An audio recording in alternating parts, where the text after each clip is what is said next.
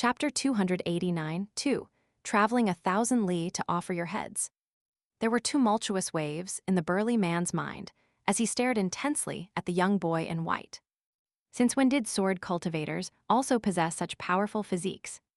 And that handsome young master standing on top of the tree is also a fucking sword cultivator who possesses a bonded flying sword. No wonder the two of them dare to carelessly venture across foreign lands. Two sword cultivators who possess 3 flying swords. As long as they don't provoke those powerful immortal clans, how many vagrant cultivators will dare to challenge them even if they swagger from Jade Tablet sect all the way to Parasol Leaf sect? The group of bandits consisted of all kinds of people who definitely wouldn't have gathered together during normal times. However, the lure of riches had now brought them together. Even though none of them possessed very high cultivation bases, they were each skillful in their own niche, and they had also been provided with information and strategies by some powerful figures hiding behind the scenes. Thus, the group of bandits could even attempt to kill a golden core tier cultivator as long as their target didn't detect their presence beforehand. This could potentially net them immeasurable wealth. For example, the group of bandits was intent on obtaining that young mutton fat beast. They definitely had to obtain it. In reality, they had already overestimated the young boy and the handsome young man in their plans. However, they quickly found out that they had still underestimated their targets. This time, there was a middle-aged sword expert to engage the young boy and the wood element chi refiner to take advantage of his unique skills in the mountain forest. The chi refiner was surprisingly able to control the ancient trees, uprooting them from the ground and making them slowly stumble forward like elderly people. Meanwhile, the burly man retrieved a vermilion alchemical pill and tossed it into his mouth, causing his face to become scorching red. He was going to summon a deity again. The branches of the ancient trees viciously swung toward Chen Ping'an like long whips. While dodging them, Chen Ping'an also needed to avoid the 1 or 2 bursts of azure sword rays that were slashing at him from extremely deadly angles. He was walking a tightrope between life and death. Thankfully, it wasn't long before Lu Tai used his mind's voice to teach Chen Ping'an how to deal with those strange trees. Afterward, each of Chen Ping'an's punches would precisely strike and obliterate a small line of well-concealed symbols on the large trees. Whenever these lines of symbols were destroyed, there would be a shattering silver glow before the large tree crashed to the ground. In fact, the lush green trees would instantly wither as they fell. Lu Tai also warned Chen Ping'an that the so-called 20 seconds claimed by the old Taoist priest from the talismanic branch was potentially a lie. It was extremely likely that he could trap Chen Ping'an's 2 flying swords for another 30 seconds or even longer. Chen Ping'an remained expressionless after hearing this, most likely unable to divide his attention to respond. After knocking down all of the strange trees, he found that the burly man had already succeeded in summoning a deity. Having already abandoned his 2 iron whips, the eyes of the burly man were snow white and completely lacking any human emotion. It was as if he were a deity coldly peering down at the world. However, Lu Tai was slightly astonished. This was because he didn't detect any ripples in Chen Ping'an's mind after the young boy heard his warning. It was clear that Chen Ping'an was already well aware of the old Taoist priest's plans, or else he couldn't have been so composed. Chen Ping'an was still very young, yet he was already an experienced veteran in the cultivation world. Lu Tai leaned his hand against the tree trunk. Compared to Chen Ping'an's intense and chaotic battle with the group of bandits, it was truly very boring at the top of the tree. His flying sword, Needle Tip, was unable to kill that old formation cultivator. However, the ghostly black smoke flowing from the small clay pot was also unable to threaten him. Lu Tai casually retrieved a 5-colored rope and tied it around his arm. Even though it was far inferior to the colorful ribbon that he tied around his waist when he dressed as a woman, this 5-colored rope was still a very impressive immortal treasure in the eyes of ordinary chi refiners. Each of the 5 colors on the rope represented a different ability.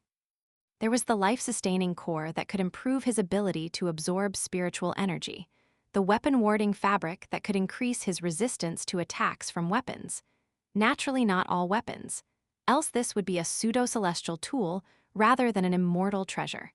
The evil warding rope that had a sentient miniature snake proudly raising its head and able to blow away sinister and murderous auras.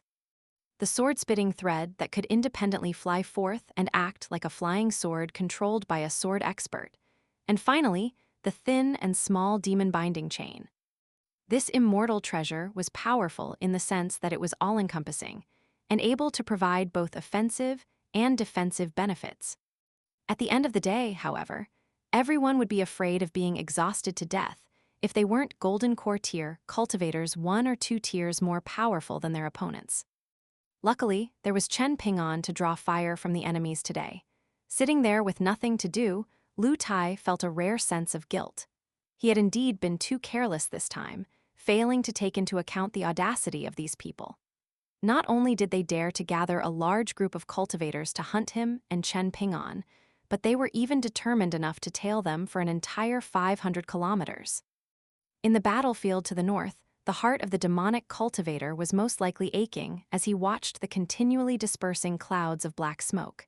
He turned to the old Taoist priest and shouted, "Do you still have any dry well talismans? If you do, then hurry up and activate one. Count this one on me, and I'll find the money to repay you later." The old Taoist priest hopped in anger and scolded, "I have your mom."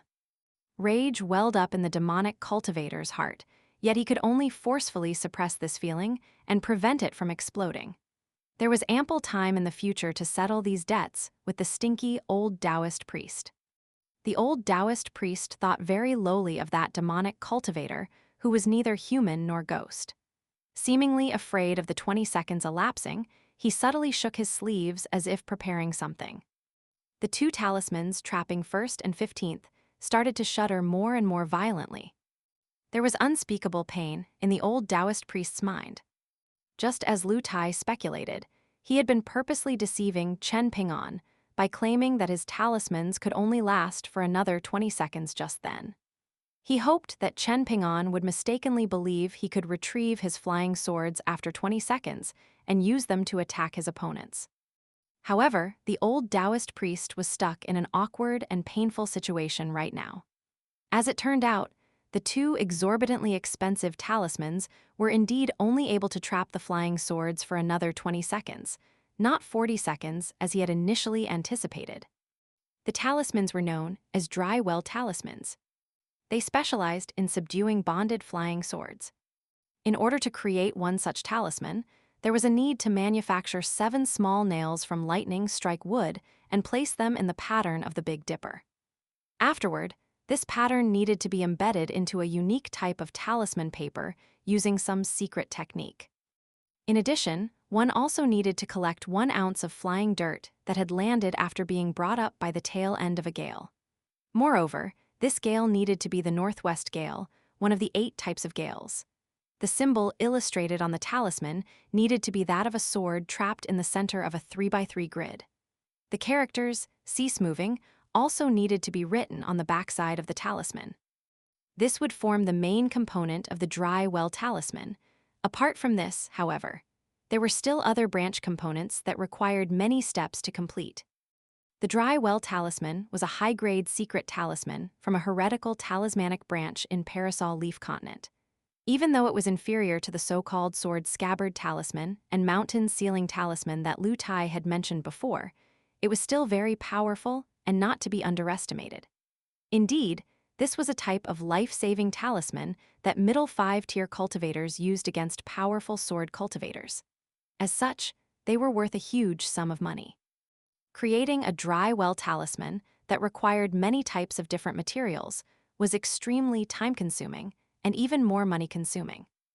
If this talisman were summoned within 30 meters of a flying sword, it could trap the flying sword as if caging a person and completely restrict it from moving.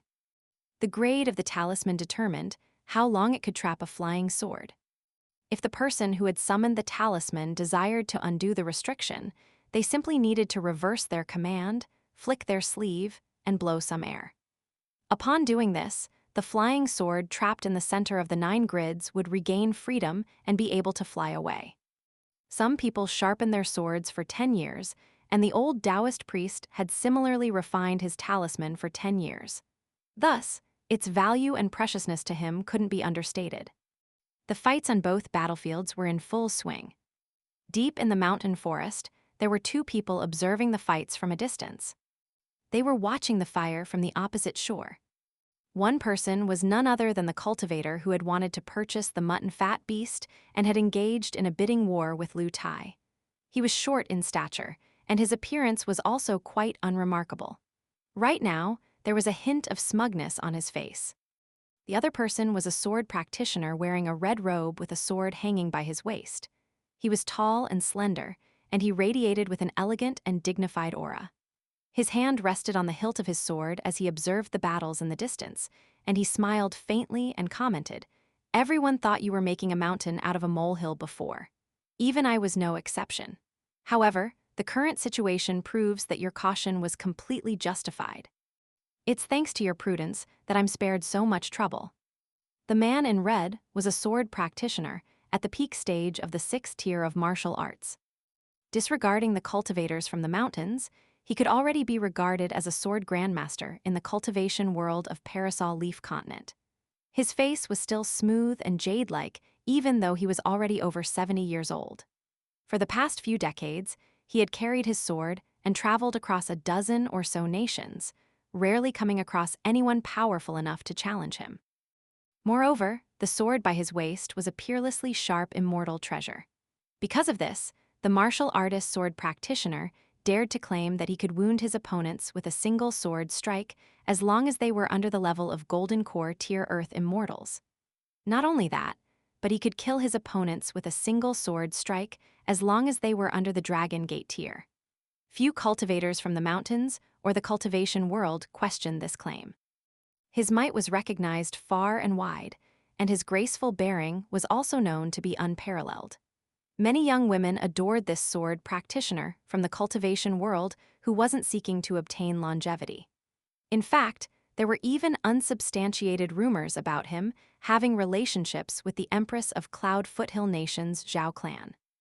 As for the gallant women and celestial maidens from renowned forces in the cultivation world, countless of them revered and respected this powerful sword practitioner in red robes. The short and unremarkable cultivator smiled and said, "It's a habit of mine to be so cautious.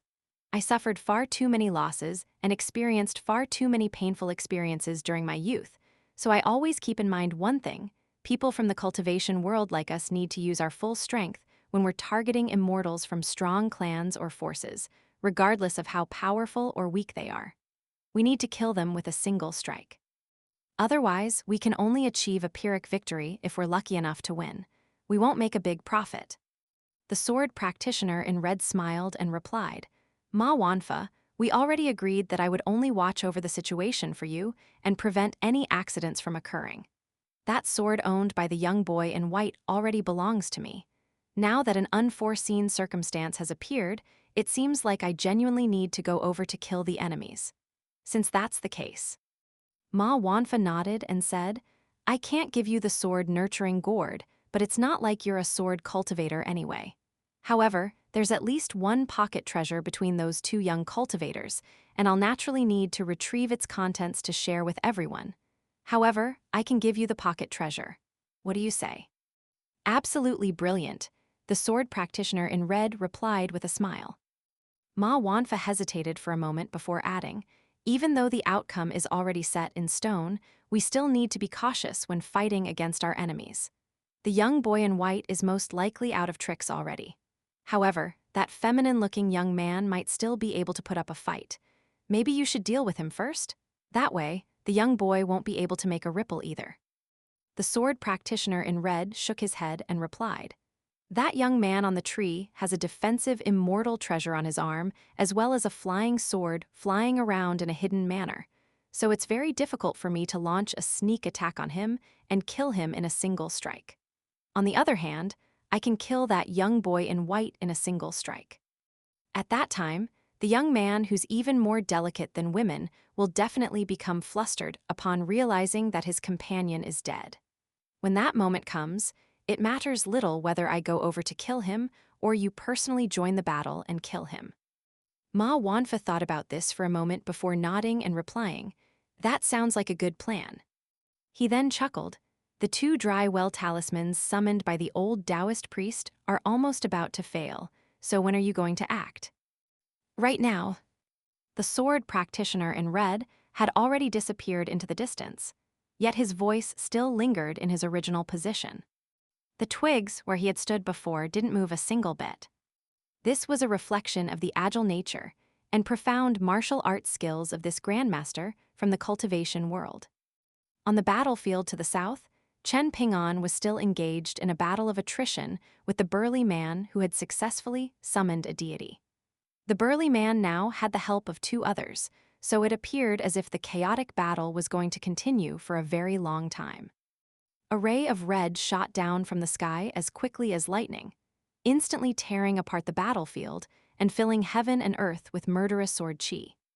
A sword left its scabbard and pierced at the heart of the young boy in white. The sword unsurprisingly struck its target.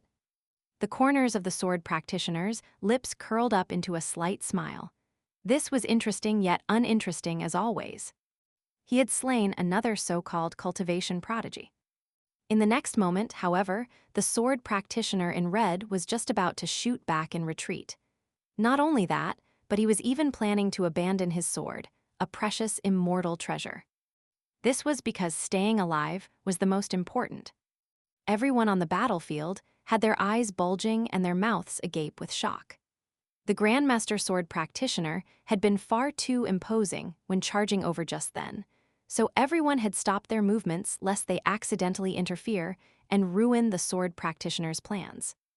They didn't want the Sword Practitioner to casually turn around and stab them to death after killing the young boy in white with a single slash. They didn't want to become collateral damage, as the Sword Practitioner would surely put it. Moreover, one less person would mean extra spoils for everyone else, so which of the surviving bandits wouldn't be happy about this? However, what happened next was an unforgettable memory that would be seared into their minds forever. After the young boy in white was stabbed in the heart by the sword practitioner in red. Dazzling ripples spread from the point where the sword had struck, causing the snow-white robe to reveal its true appearance. It was a golden robe. It was as if there were countless flood dragons hidden among the golden sea of clouds drifting across the robe. Chen Ping'an didn't purposely suppress the might of this Dao robe, an immortal relic of a foreign immortal, anymore. He no longer revealed weaknesses and gaps in his defense on purpose. He didn't seek to become wounded to make himself appear bloody. Thus, the sword practitioner's attack was completely unable to pierce through the golden robe. Lu Tai hadn't said anything. However, Chen Ping'an had been waiting for this moment the entire time. He had been waiting for the mighty figures in the background to step forward and launch the decisive blow. Chen Ping'an wouldn't lose anything if they didn't step forward. However, he would reap huge rewards if they decided to step forward. Having traveled all the way here, from the first time he had left Jewel's small world to accompany the children to the academy in Great Sway Nation, to the second time he had left his hometown to deliver a sword to Stalactite Mountain, and finally to his journey right now. Chen Ping'an had remained extremely cautious the entire time, seeking the ideal of not doing wrong day after day. And now, Chen Ping'an's caution was finally bringing him rewards. At this instant, the sword practitioner in red had only just let go of his sword, yet the young boy before him was striding forward without a care in the world, even though there was a sword attempting to pierce through his chest. The young boy reached back and unsheathed his sword. He beheaded the sword practitioner with a single slash. Even Lu Tai was stunned by what he saw. He then looked around and smiled beautifully at the terrified bandits, remarking, "Ah, you people. Traveling 1,000 li to offer your heads, it's the thought rather than the gift that really counts." 1. Chen Ping'an slid lasting chi back inside its scabbard. After walking several steps forward, he stood still before reaching down with his other hand to lightly grab the hilt of his fallen foe's sword. He was holding this sword backward. He appeared a little bit carefree and graceful at this moment. 1. This is a play on the saying, travel 1,000 li to bestow a goose feather. A small gift may be a token of profound friendship. It refers to a trivial present with deep feelings behind it.